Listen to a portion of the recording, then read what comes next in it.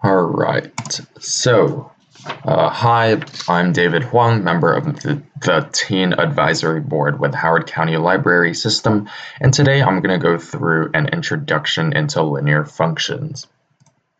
So today we're going to be going through linear functions, their different forms, and particularly the slope-intercept form, which is y equals mx plus b, as well as how to turn a function into the slope-intercept form, and how to graph linear functions onto a coordinate plane. Okay, so let's begin. So linear functions, they're basically just going to be straight lines, and there's a couple different forms that they come in. So first off, it's going to be the slope-intercept form. This is y equals mx plus b, and it's going to be the form that we're going to be mostly working with today. There's also the point slope form, which is y1 minus y2 equals m times x1 minus x2, as well as the standard form, which is ax plus by equals c. But today we're going to be mostly working with the slope-intercept form. These other forms can be used for other different purposes, but today we're going to be focusing on y equals mx plus b. So slope-intercept form, y equals mx plus b. So let's break it down. So there's four things in here. So first off, it's going to be y and x. These are just going to be the coordinates, the x and y coordinates that your function is going to have. So these are the functions, or sorry, these are the coordinates that you would plug in and plot onto the coordinate plane. There's also m, and that's going to be the slope. So it's going to be rise over run, and we're going to get into that a little more in a second. And then there's also b, which is the y-intercept of the linear function. So those are the four parts of our slope-intercept form. So as we all know, x, y, that's going to be how the coordinate plane works. So x is going to be horizontal and the y is going to be vertical. So x is left or right, y is up or down. So slope. So slope is the rise over run. So it's how much you go up or down. So how much you go vertically, and then how much you go horizontally. So left or right.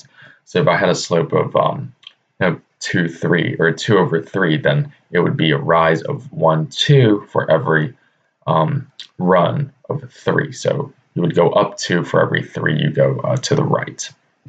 And this also works for negative. So if you have negative 2 over 3, then you would go down 2 and then move to the right 3. And you would continue from there, and that's how you would get your slope. There's also the y-intercept form. So this is the y-coordinate when x equals 0. It's also when the linear function, the linear function or any function, every line crosses the y-axis. So if our line crosses the y-axis, for example, at 3, then the y-intercept would be 0, 3, so right here. Okay, so let's go through a couple examples. So as we went over, the form is y equals mx plus b. So here we have our y and our x, of course. So then in this case, the 3 is the m, which is the slope, and 2 is b, so the y-intercept. And here again, we have the slope as 6, or m, and then the y-intercept as 9. And then here we have a more special case, y equals negative 2x. So y is negative 2 is going to be the slope, or m. And so you're going to have a downward sloping line, because for every 2 you go down, you're going to go 1 to the right, since this would be negative 2 over 1. It's also interesting that there is no b that you can see. There's nothing being added on. That means that it's implied that it's going to be a plus 0. So your y-intercept is going to be 0, 0. Since they don't really need to add a plus 0, since it doesn't really add anything, you're not going to see a plus b here. But it's important to know that this means that it goes through the origin at 0, 0. So turning an equation into slope-intercept. So first you would isolate the y value. So you would put it on one side of the function, either on the left or right, and then your other variables and numbers will go on the opposite side of the equal sign. Then you would solve so that there's one y, or 1 times a y. So this means that you would divide or multiply or whatever, so it's just y equals and then something else on the other side of the equal sign. And then you would, of course, turn your equation into the slope-intercept form. So let's do a couple examples right now. Okay, so 3y plus 6x equals 12. So of course we want to have our y equal something else. So have the y on one side and then our numbers and other variables on the other. So in this case we would subtract 6x from this side and then 6x from this side, since whatever we do to one side we want to do to the other. So now we get 3y equals 12 minus 6x. Then you would divide by 3 in order to get 1 times y. So then you would get y equals 4 minus 2x. And then if you want to be more specific to the y equals mx plus b form, you would do y equals negative 2x plus 4. So now you would know that slope is negative 2, y-intercept is 4. And then here we have another example. So again, we want to put the y on one side and everything else on the other. So subtract 25, since this is not part of the y, and then do it to both sides. We would get 10y equals 30x minus 25. And then since we only want 1 times y, we would divide by 10, and then get y equals 3x minus 2.5. And then again, we have 3 as our slope and negative 2.5 as our y-intercept.